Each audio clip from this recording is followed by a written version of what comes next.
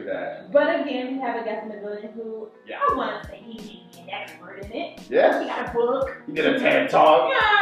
Just light work stuff, you know what I mean? Yeah. So he may be able to school us a little bit on it. So again, everybody, we have Mr. Kevin Carr here. Applause. Applause. Everybody, wait, hold on. There we go. Hey, Kevin Carr, what's good, man? Yeah. Welcome back. Welcome back, yes. Yeah. So Kevin was here before on Yeah. a day takeover. You guys were talking about dating then too. Yeah. So I was ear hustling even though I was away. Mm-hmm. And I heard some of the stuff that you were talking about. So I was like, I gotta get them back on. So we got the ladies' perspective. Yeah. Oh, Melissa was at that Melissa show. was there, Melissa was on that show. Yep. So, we did have the ladies' perspective there, but I had to, have it in the house. But we had some questions. Look, hold on. I didn't warn you. That's my bad. That's cool. But this Lauren got some questions. we have a really good relationship. Like we'll text each other just random stuff, like funny stuff, memes, and stuff. But like also we'll just be like, yo, what is happening? I do so real talk. I hit up Jay, be like, yo, this boy just said X, Y, and Z, and he'll be like, no. Block. We definitely, bounce those things off of each other. So we're glad to have you in the building so we can kind of like give some of our life examples with this too. So I did watch the TED Talk and it was amazing. But I first want you to allow yourself to introduce yourself to the people, tell them what you do, and like how did you become a relationship? Well, so I want to talk about dating, right? So only dating. Only dating. So don't talk about the relationship. Once you find somebody that you kind of want to build something with, and you feel like somebody you can be with, hope it works out. I pray for you, but I want nothing to do with it. Oh, okay. There's another expert for that. There's another expert for that. I have one question. But you have to have an opinion on it. Well, when I say dating, I mean, you can be in a relationship and still dating. So when I say dating, it's more of like one is a concept, right? And two is like a season of life. Whether you are single for the first time or single again after a breakup or divorce. Right. So, I do cover all of that. But as far as kind of we get into marriage and building these intimate relationships, I think relationships are relative. And what works for you and your significant other might not work for me. Have you been married? No. Right, so it would make sense not to go that route. Yeah, so, but in terms of building. And I appreciate that. Yeah, in terms of building, successful relationships, whether you're talking about a platonic one or a romantic, there are just things that we can't debate. Like, you have to do certain things to cultivate your relationship. Okay. So, that is why I focus on that. Gotcha. Cool. So, the TED Talk. Yeah. How did that come about? They reached out to me, which was wow. Yeah, so that was cool. It was the hardest thing I've ever done thus far. People don't realize how hard it is to prepare for that. It was. Tell me, is it prompted with what you're saying? No, you have to remember. No, I had never read. Wow. It's like time, right? It's got to be like 40 minutes. They give you a certain time. They first, even the application process is like crazy because you don't really know what you want to talk about yet. Right. But it's crazy because it's so much, but it does help you put your talk together. Okay. But it's so much, you gotta kind of. So they reached out to me, but I still had to go through the application process to submit what your talk would be about. You had to submit like a 2-minute video of you explaining kind of the concept of it, and then the whole process going forward, you're constantly communicating with you got like an executive board. They want to make sure you're not going to say some dumb shit. Yeah, that's right. So it's constantly communicating. Like, please don't say the N-word. Like, you send them the video of you doing the talk. So initially my talk was going to be like 8 or 9 minutes. Okay. I sent them the video and they said, listen, we like to talk, you can do up to 18 minutes. Oh, okay. Yours is about like 11. Yeah, I was 12:30. Okay. I remember. 12:30. So, but so I was like, you said 11. I knew I didn't want to do 18 minutes, but I knew 9 wasn't enough for me to get everything in. Right. But yeah, and then it was just the process of memorizing the talk. Yeah. And then actually doing it. I could get on stage and speak, but it's just the process of like memorizing it. And it was probably about 150, 200 people there, but it's more for the crowd, obviously. Right. And then do they expect you to say like transcript?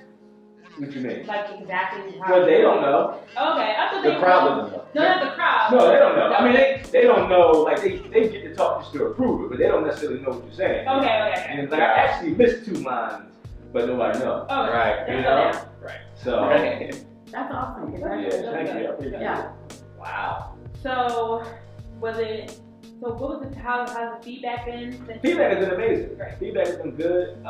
Everybody that's watched it, whether black, white, feedback has been great. Definitely helps with the profile. Yeah. I mean, Sure. last time I checked, I think it was like maybe 170,000 views. Wow.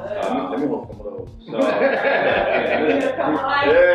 Please. Yeah. So the feedback's been good. It just lends you a certain level of credibility. Sure. Going forward. Yeah, that resume. Yeah, you put that on. And if I'm not mistaken, the whole panel, there was a lot of different speakers there, and it was all really relationship based. That particular that's a young lady from Insecure was too. Issa Rae? Nah, Issa Rae. Oh, okay. Molly. Okay. Molly was in there as well. Right. It was like a really good panel. So maybe it'd be a month there. Yeah, it was a good Oh. Cool. So you also have a book. I do. And let's talk a little bit about the book. Okay. So why am I wanting to say the book is called Why Is Dating Not? It was what I learned about dating, right? Learned about dating. So those from your own experiences, correct? Yeah. It started from a conversation. I was having a conversation with my sister, and she's married. So we had these conversations where she's a married woman. I'm really dear stepsister, I'm our godson, and godson. Yeah. And I'm really close with her husband. So we have these conversations as to, differences between marriage and dating and all these different things. And she said, you should write about your actual experience. I was like, that's a little personal. Yeah, I don't know. I might be a little vague, but so I thought about it. So it started as an Instagram content. Okay. And it was just like, hey, here's what I'm learning about this. And it was just me kind of articulating my experiences, not verbatim, but just like, me kind of reflecting on the process of dating and what I was getting out of it. Right. And then as I saw the feedback from it, people really related to it. I decided to turn it into a book. So it's like a real-time advice book. Okay. It's like it reads almost like a journal. And it just turns out, I don't know, it was just emo, but it turns out like all of the content really was separated into like 12 themes. And so I just kind of themed them around. Nice. So I feel like with being a dating expert, there's got to be some sort of number as to how many dates you've been on. How many dates do you think you've been on? If you know the number. Yeah, I did. But I've been on a lot. Like, ballpark. I mean, hey, man. How old are you? I'm just curious. 35. Okay. Yeah, so, yeah. And then I was single my entire 20s. Okay. Single and dating? No, single and dating. Okay. Oh, that's what I did. Yeah. So, a lot of dates. A lot of experience. Right. So I'm gonna get like 400. Yeah. Alright. Go ahead. But no, you can. Yeah. How many times on those dates was there sex on the first date? Oh, not a lot. Like 100. No. Six.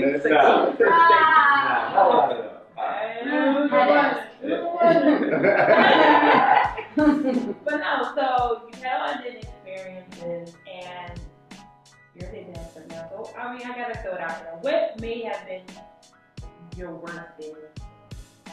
My worst dating experience. I feel like there's probably a few. If you've been on a lot of dates, there's got to be a few. What's like the one that pops up most? I haven't had a ton of bad dates. I would say. Oh, good. Out of 400 dates?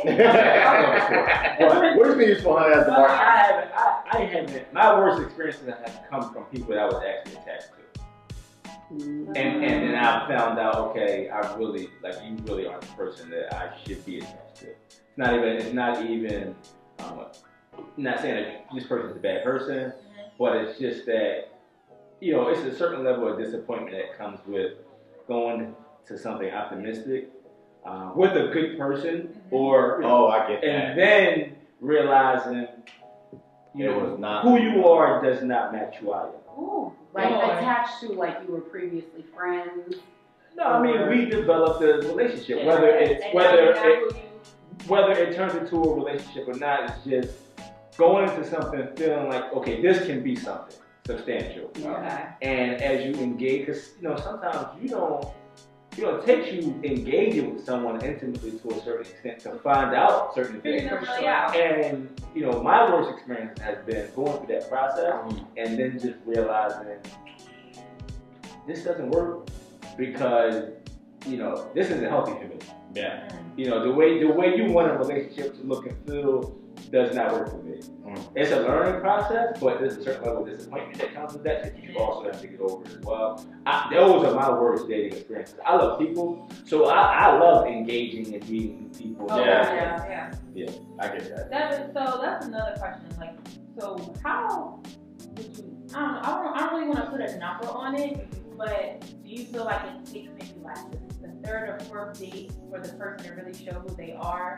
Because I feel like the interview process. I feel like the first couple of dates, they send their representative. Yeah. For sure. And the interview. They've been represented for a long time. Yeah. But if you're finding out that who they are really doesn't match you, then is there a certain what is the average out? I guess? Well, I think a large part of the problem is both of us are sitting at the table as our representatives. Right. And so what I mean is that a lot of people we dating, but we aren't even aware enough in ourselves to know what we really want. Okay. Right. I don't know what my values are. I can't identify the things that are most important to me. And so I'm sitting at the table and it's like I can't even readily identify are you a right fit for me. Right. So I think it just takes time. I'm a believer people always show you who they are over time. Eventually. Yeah. But it does take you a time. But that's why it's so important to go through the process of actually dating someone and not rushing into it, keeping your options open and stuff like that. Yeah. I feel like when I go on dates with someone, I kind of know.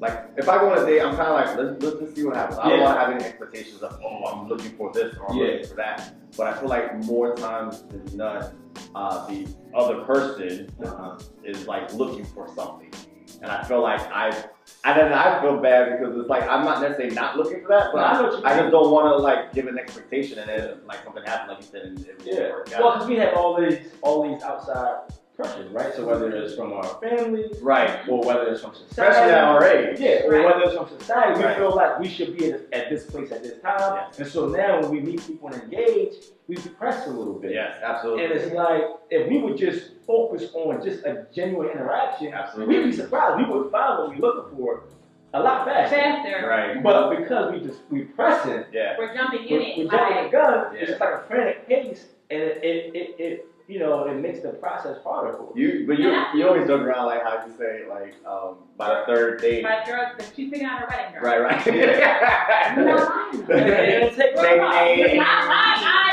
I've done that. You know what I'm saying? Because I'm like, I feel a lot that women per se, I don't know about guys, I speak for myself, that women, when we start to hit the age of 30, we feel that immediate pressure. From everybody. From everybody. Even though, like, I get it. I've said on this show before that I've had guys literally say to me, there has to be something wrong with you because you're still 30, you have no children, and you've never been married before. Which is like, I'm like, what do you mean something has to be, they immediately like, well, you must be crazy. And I'm like, no, I just don't want to have kids with someone all willy-nilly. Or stupid comments like, you're so pretty, why are you so Like it's not true. Like it's not true. Because I don't know. Exactly. So I know that's the immediate pressure that I know that some women feel, and I know this is kind of like going in a different direction, but from what I'm hearing a lot from a lot of my African American girlfriends is that it's a lot of pressure on us also. Because we are the lowest number of percentage of women that are married in the country, that it's this heightened pressure on us. Like, is it us? Like, what are we doing with us? So it's like when we're out on these dates, it's like we gotta get to the point, homie. Like, and listen, are you trying? What's your end goal? I understand that. Like, I understand that pressure is real, but the reality is, if you approach the situation with allowing that pressure to influence you, it makes it harder for you to produce what you want. Right. So, you know what I mean? It's like we have, and this is different areas of life, but in terms of dating, like, you gotta be able to block that out. You have to. I tell people, listen, if you 30 and you're not married, You're 30 and you're not married. Right. Like there's nothing you can do about that. Right. More life.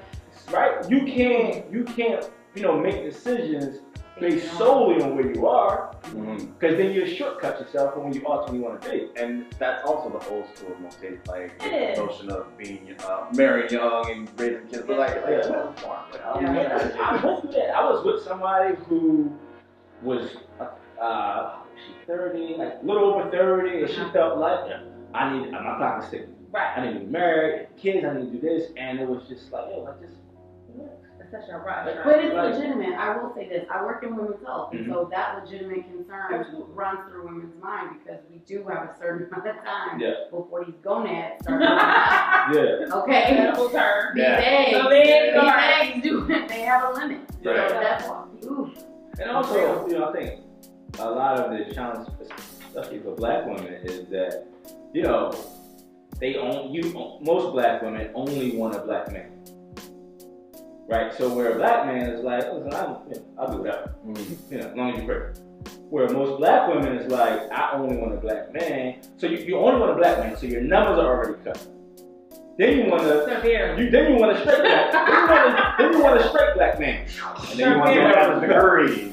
Then you want a degree. A job. A car. Then you want them to not preferably at least not. And then if you can't have kids. Listen, and at least not a felony. Yeah. So, I think that it's important to be open-minded. I love black love, but I also love love. Gotcha. And so I'm a proponent of black women exploring all of their options.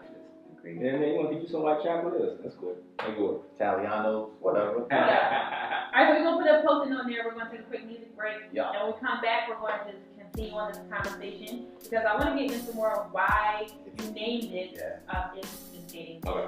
And we want to explore that a little bit more, and I have more questions in regards to that. So you Getting guys, good. getting good. Don't go anywhere. Stay tuned in to your girl right here on Lauren Rei Live on What I Ask Radio. Oh, real quick, songs that we got coming up. Yeah.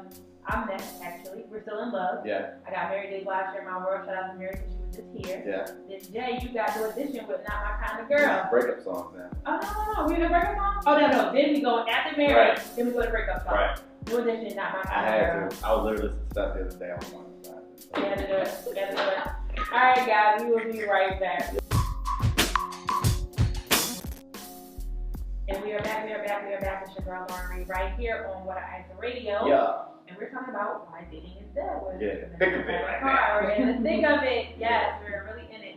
So we are back, and my next question is, why did you name your TED Talk? Is dating dead? No, it's dating is dead. Dating is dead. And so, but there's some hope in it. So, as I was kind of creating the talk, and kind of doing the research, I just realized, listen, the way our grandparents dated does not exist anymore. The way our parents dated does not exist. The way we dated 10 years ago, 5 years ago, doesn't exist. Right? But that does not mean love is still relevant, genuine connections still matter. Many of us still have, like we talked about off-air, desires for really, significant, healthy relationships. We still have those same desires. Right. The issue is that the way we engage, the way we meet people has evolved. So because of that, our dating habits have to evolve. Okay. That doesn't mean we lose ourselves in the midst of, technology and what sometimes seems like convenience. But it does mean that, we should embrace it and allow that to be an aid for us, right? Like there are many different, and I say this in the talk, like there are many different parts of life that makes life more convenient. Like I love that I can call it Uber. Well, it's funny you say that because I was gonna bring up speed dating. Yeah. Like I feel like that was ahead of its time. I feel like now because everybody has shorter, Yeah. now everybody has shorter attention span. Yeah. Like this right now would be perfect. Like it should be booming. Yeah. And it's like we are at a place where it's popular to like blame social media and blame the internet and the apps, but it's not the internet's fault. Yeah. Okay, so can I counteract that a little bit? So we are in the age of dating online, and you also said that we are kind of being branded as the hookup generation. Yeah, incorrectly. Okay. Incorrectly, okay. But I believe that some of these dating sites are geared towards just hooking up. Yeah. I don't disagree with that, but I think that, man, you're not looking to hook up, right? Right. So, but I was on Tinder not knowing that Tinder was a hookup site. That's how it was. So I do think that, you know, the pond is a little more littered with fish.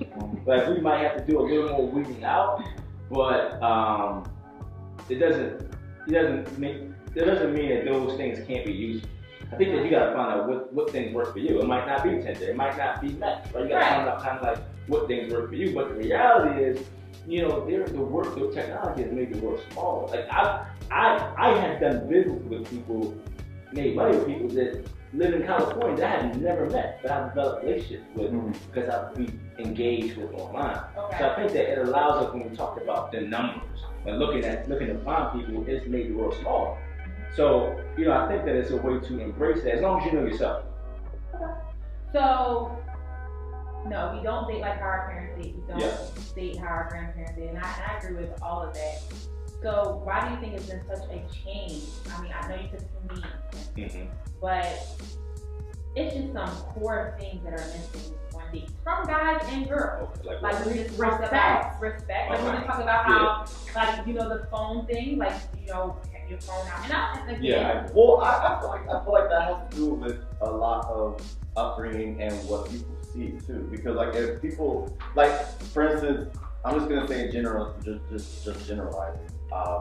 Like growing up, our parents didn't have rap music. They had, you know, vocab. What were they singing about? You know what I mean? love. And like They were still talking about sex though. right, but it was very Watered down. There wasn't even like it was like It just wasn't as it was subliminal, right. Right. It wasn't over like now. It's like, you know what I mean, I'm gonna take your bitch and I'm gonna, you know what I mean. Yeah. So I feel like a lot of that has to do with mentality. Like, oh, if he can do it, I can fucking do it, you know. But like back then, our parents weren't exposed to like that in that sense. Like dudes think it's okay. Well, some dudes don't even.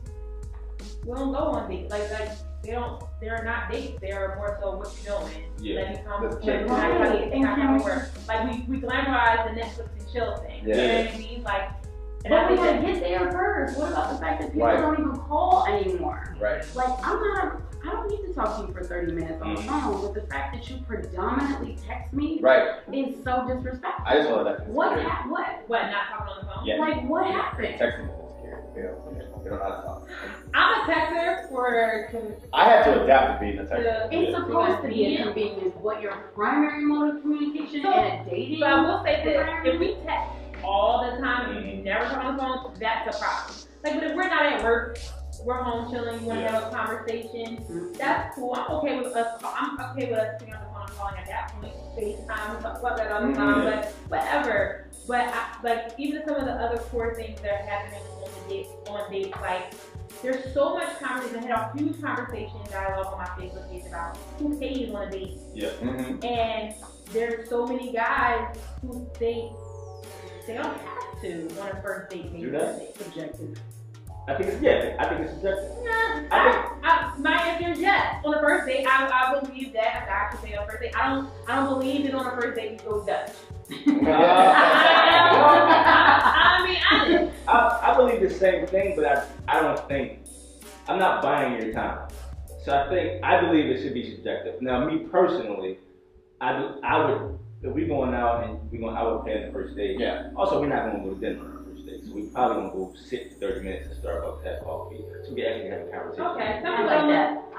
But some people don't really, like, I've done that before, and I consider that a first date. Some people don't consider it a first date. No, that's definitely first date. Yeah, some people consider like actually going out Intimate. That's very going out, like sit dinner or whatever. But like that. I mean, it's actually, I actually like doing that too, just kind of getting coffee or like even if it's like a small lunch or something, because it is an investment. If I know I'm going to be paying, like I want to know that I'm going to be paying for something. What if you want to give me a latte? For the first date. Yeah, like for the first date, because I don't know who you are. Can you buy my caramel macchiato? I'm not hearing what I'm saying.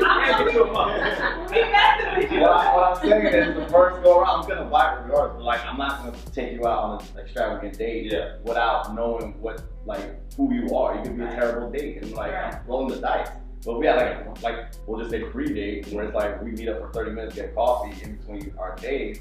They're like, let's go on a date. If not, then if it's the other way around, I'm not gonna go take you on a date. It is that makes sense. I'm not saying you right or wrong. I'm just saying I'm okay with the Starbucks meetup. I'm good with that. Yeah, You know what I mean? I'm saying that I know from some responses that I got that women don't feel like that's an actual first date. But I'm talking about. But again, so we're going back to how dating has evolved. Because before, I used to have to drive to your house, come pick you up, and then we go to the movies. Yeah, I want you to know where I live now. Meeting up. Listen to this now. I don't drive. I Uber everywhere. I live in the city. Okay. Like, see what I mean? Like, it's evolved. And I think that we have this mentality of this is what a date looks like. No, all a date is a social outing. Right. Okay. Does not have to be dinner. Literally, a date is a time of space. It's a time and space. Like, the date is like today, tomorrow. Like, that's what a date is. Because we're not going for the experience. We're going for the engagement. Right. You know what I mean? I get you. All right, guys, real quick, really quick break, and then we will be right back. All right. We got another song. We got Drew Hill. Oh, break it up because somebody is in somebody's bed. So when we come back, we're going to kind of like start to wrap up some of our stuff. We do have a couple more questions for Kev. Yep. But make sure you guys stay tuned in to your girl right here on Lauren Rei Live on What Ice Radio. Be right back. Only 28% of the millennials are married. I heard you just out that fact from the TED Talk. Yeah. Right? And I want to say, well, why do you think that?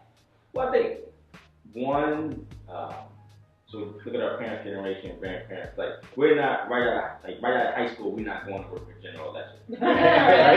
And so our careers, we only working at places 3 or 4 years. We transition. Yep. So that does inhibit you a little bit in terms of creating a family. Also, we're living longer. Mm-hmm. So I think all of those things, play a role. I don't think it's necessarily a negative thing. I also think it's, I think our generation, we're more into experience. Yeah. So we want to go travel, we want to do Yeah. festival, we want to experience life before we actually settle down because we saw how previous generations, like they gave up a lot. They did. You Can know. I ask a question, Mom? I want to know from maybe a more perspective. I feel like a lot of men, especially the ones that I know, feel like there's an instant gratification piece that they want right now. And if they don't get it, there's always another option. So does that play into it at all too? I'll be honest with you, yeah. Like, oh, she cool, but Yeah. I know somebody else who's better. I would say yes. I'm not speaking on my behalf, but I would definitely say yeah. Instant gratification, yeah. And statistically there are like more women than There are. So there is There are. another option, Definitely is. Yeah. So what would you say is a good date? A good date. I would say one that really, you're talking about aesthetically, where you have it or just what takes place on you? What takes place? No, just this conversation, right? Us having genuine connection and conversation. Because, I think the focus should be on that without the expectation. Like, sometimes we leave the house and like, I'm gonna find my husband or wife today. Right. And it's just like, no, if you just focus on having a conversation with somebody, you never know what comes out of that. Maybe that person isn't your husband, maybe their best friend is. Right? So it's just, I think a lot of things come out of just being willing to engage with somebody without necessarily a focus on what you want to produce or what you want the outcome to be. Do you think that there are some things that you shouldn't be having conversations about while you're on a date? Ooh. Yeah, listen, if you are looking, absolutely. And I think that it depends on ultimately what you're looking for. So if you're just out, you're having fun for the summer, you talk about anything. But if you're really looking to produce something healthy and substantial and long lasting, then you ain't gonna be talking about sex and all this other stuff. Like, I know we're adults, but at the end of the day, like, what do you ultimately want to produce? Like, what's your long game? Right. Mm-hmm. And I think that we have to keep that in mind when we engage with other people. So how do we, this is my last question, so how do we resurrect dating? How do we Good question. Yeah. Wow, look at that. Let's go. See how I did that? Yeah. I think that, again, dating is only there if we allow it to diminish, right? That doesn't mean that we don't face these challenges, and we might even meet more people than our parents that aren't suitable for us. Okay. That's the nature of it. But the flip side of that is that when we meet these people that don't want to go on dates, that don't want to call us, it does weed them out. Right. Right? So they kind of weed themselves out. I think that if we would focus on, again, being able to forego, if we talk about instant gratification for a bit, and really just to play the long game, one, be intentional. You know, what do you really ultimately want to produce? Recognizing that, okay, I also have a choice. Right. Like every person that is attached to me, like I chose that person. Right. And I also have a choice to not be with and that person. I choose not to be with that person. You know, I think that what I learned is that we, and even myself, like I was like, wait, I've been dating backwards. And this is what we do, right? Society tells us all these things, and culture tells us these things. So we meet somebody and it's like, okay, what do you bring to the table? Right. So I am the table. But even without asking it, we thinking it. So we got the table. What do you do?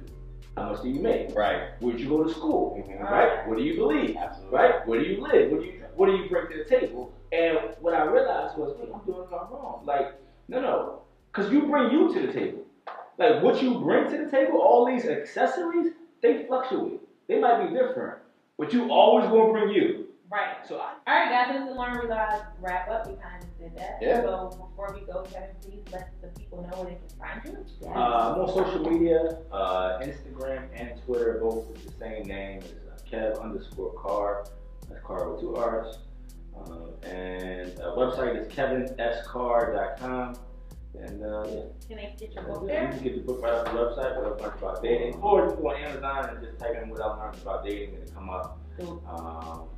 And also, if you go on Amazon and type in Date Responsibly, my ebook is free. So you can Great. That's awesome. Download it free right to your phone. $3.99. Or if you got an iBook or something like that. What's coming up next for you? I just partnered with my boy Brian. He created, I don't know if you ever heard of the app Bay. Yes. Yes. Yeah, so so they created an app called Bay. So we have Has launched it gotten better? well, they sold the app, so a company bought it. Okay. So he reached out to me, partnered up for basically a platform dedicated to Black women. Okay. Called Black Love Academy, where we really is a platform that gives you access to multiple different experts. So it's just we talk about master classes, email support, text coaching, stuff like that. So it's a subscription service. We just launched that. The website is blacklovedaily.com. So that is kind of what I'm listing now. And it's still kind of you know when it's going to be launching? It's up. You can visit the site. You know, and then all the information is on the website. That and then kind of like waiting for some TV stuff, but you know. That's cool. Cool. That's really cool. That's what's up. Pray for me. Yeah. So again, thank you for coming on the Lauren Rei Live Show for Thanks the for having me. second time. Yeah. We do have some stuff coming up where we kind of want to do some relationship panels, live stuff. So definitely going to look out for that. Yeah. We're going to be a part of that. Speaking of dating, our next show. Yeah, actually, we got the theme this month. Yeah. Right. So our next guest, his name is Thomas Knox. He actually started Date While You Wait. And we just did a story on him on WaterIce.com. Check that out. He kind of implemented for people just to have conversation while they went to the train and stuff in different cities. Trying to bring back to what you're talking about, engagement. The conversation, right? Yep. Yeah. So he's going to be on to talk about that and why he came up with that. So it's going to be a really good show. So guys, And we might have somebody else come on with a huge announcement. with a huge announcement, so that's a special guest and surprise. Yeah. So you guys will be used to that. But make sure you guys are again following us on all social media aspects. That's on Instagram, Twitter, Snapchat, Facebook, and also on SoundCloud. This show will be up this week. Yeah. And then also make sure you're following WaterIce.com on all social media platforms. Make sure you guys please sign up for the newsletter. You guys, we mentioned Water Ice Weekend. Yeah. No, we haven't. Well, we kind of mentioned, I mentioned it by just saying it. Right. But we're having our first annual Water Ice Weekend. We're really, really excited about it. So look forward to details. Annual very loosely. We'll see how this goes. I'll say annual. I'm putting it out there. It will be more water. It will be a yearly thing. A lot of planning. It is a lot of planning. Hopefully our team will be bigger so we don't have There so you we can go. delegate. We don't have to do Alright. that, I'll be right? optimistic. Okay. Alright, cool. So guys, make sure you guys are tuned into Lauren Rei Live next Tuesday, 8 o'clock Eastern Standard Time on TuneIn, actually. Yeah, please download the app. Tell your friends to download the app. It's free, guys. It's $3.99. You gotta get it. And then also, we are always on Facebook Live, on the Lauren Rei Live page, so make sure you guys are tuned in then. Sure. But you guys can't forget this. Not all superheroes. Oh wait, let me tell you this first. Oh. We have more music for you guys. Oh, right. Yeah. The last song is like the breakup song of all breakup songs. Yeah. My favorite. Got Mr. Usher with You Got It Bad. So you gotta make sure you guys listen to that before you head out. But guys, remember, not all superheroes wear capes. Sometimes they wear headphones. Thanks, guys. Peace. Have a good one.